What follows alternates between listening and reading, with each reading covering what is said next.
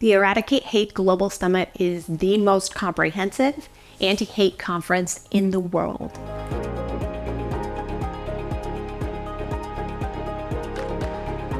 It's the only conference of its kind that I've found that brings together all of the different sectors that have a role to play in preventing hate-fueled violence. So you have your criminal justice sector, but you also have your survivors and your victims. You have academics, you have communities impacted by hate, you have your mental and behavioral health professionals, and you have former extremists themselves who are now working to pull people out of these movements. And what's the advantage of breaking down those stovepipes, of getting those groups talking to one another? One of the advantages is you have the opportunity to really look at comprehensive solutions and bring all of the perspectives to the table in the Eradicate Hate working groups to ensure that the deliverables that come out of those working groups are deliverables that are actually actionable, that will work for the various sectors that are engaged in preventing this problem. You've been serving as the head of the McCain Institute's Preventing Targeted Violence program. How has working with that program prepped you for the position you're about to assume? So the McCain Institute's Preventing Targeted Violence program is a program that I started in 2020. And one of our biggest programmatic efforts was creating the Prevention Practitioners Network. It's a national network of over 1,200 interdisciplinary professionals dedicated to preventing targeted violence, terrorism, and their impacts across the United States.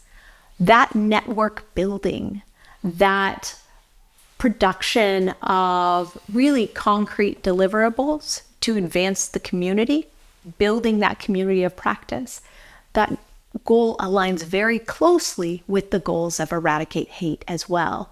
In fact, we've used several of the prevention practitioners working groups to run the Eradicate Hate working groups over the last several years. What is the advantage of the working groups? So the advantage of the working groups is to really continue the conversation year-round so that it's not an annual conversation that only occurs once a year, but instead it's an ongoing conversation. For example, in one of the working groups I co-chair, the Health Systems Working Group, we have been designing a training for the American Psychological Association for psychologists to understand violent extremism and how to treat clients who may be at risk of turning violent.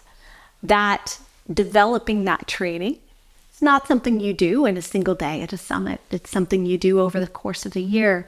But the summit brings together all of the best perspectives from around the world to have input into that training. So it sounds like the working groups are almost vehicles that carry us towards solutions, which is the point of the summit. Yes, the summit is very focused on deliverables. And so the working groups take the conversation of the summit and then drive that progress forward toward concrete deliverables that can be announced and shared at the next summit. So far, there have been 3 summits. You've been to all 3. Yes. What are your takeaways? So the first summit was my first conference back in the midst of COVID. And I believe there were roughly 125, 150 of us there. We all enjoyed that experience so much that it grew exponentially toward the next year, the second year of the summit, where rather than having one main plenary room, we had 7 tracks of programming occurring simultaneously. This last year, we took another approach and we said, okay, we're going to have plenary programming, but we're also going to have the working groups meeting during the summit itself and had dedicated sessions for working groups. And so I think it's constantly working with everyone who attends the summit to find out what are the best formats that work. What do you see as your greatest challenge at the summit? One of my greatest challenges at the summit will be figuring out how to harness all of the excitement and support it in a sustainable way. The summit has grown incredibly over the last 3 years, and I want to see it continue to grow. But I also want to find sustainable ways of supporting the working groups and all of the summit participants who contribute to those summit deliverables so that we've got a sustainable model going forward. You're bringing with you your team, 3 members of your team, over to the summit. Why? I'm bringing 3 members of my team over to the summit because they are exceptional. They are also incredibly well positioned to support the summit and support the programs that we're bringing over with us as well. And thanks to the support of the McCain Institute, we're actually taking several of our programs, our preventing targeted violence programs, from the McCain Institute to the Eradicate Hate Global Summit. So we'll be bringing the Prevention Practitioners Network, the Invent to Prevent competition, as well as our Screen Hate campaign.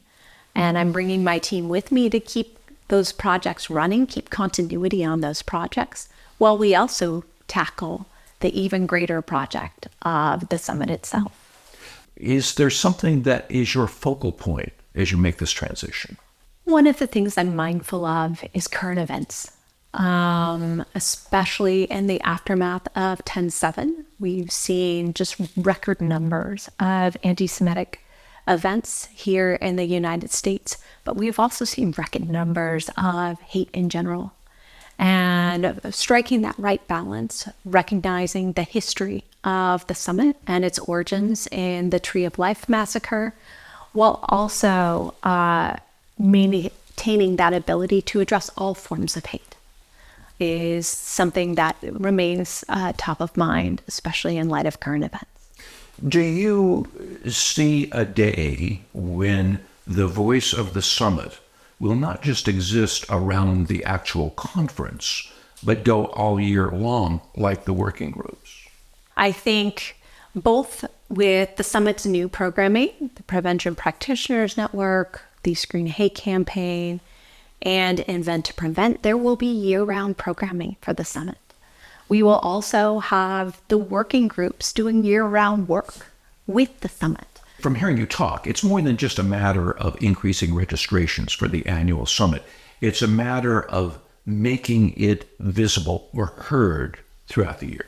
Absolutely. So we've got incredible working groups. If we look at our sports working group, they have every major sporting league in the United States on that working group. So the reach of that working group alone is exceptional. So looking at how do we work with the various communities that are part of the summit and the various working groups that are part of the summit to keep that work going year round. If you could point to one thing based upon your past experience with the McCain Institute that has taught you something, opened your eyes to something that you can bring over to the summit, what would that single thing be? Or would there be a single thing?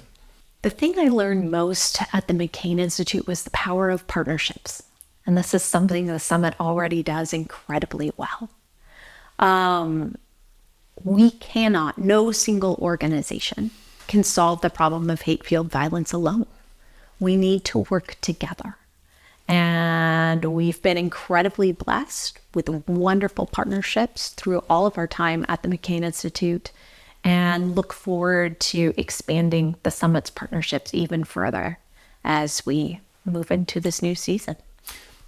The hierarchy of the summit, the founders of the summit, are attorneys. You're an attorney. How does that legal background help advance the goals of the summit? So one of the things I look at when I look at my background as an attorney and how it impacts the summit, I spent 7 years of my career at the U.S. Department of Justice preventing forms of targeted violence. And I got to see firsthand the role of the criminal justice system, the role of attorneys, of judges, of defense attorneys, of probation officers in preventing hate-fueled violence, in identifying those opportunities for alternative programming, diversionary programming, reentry programming, in a custodial context.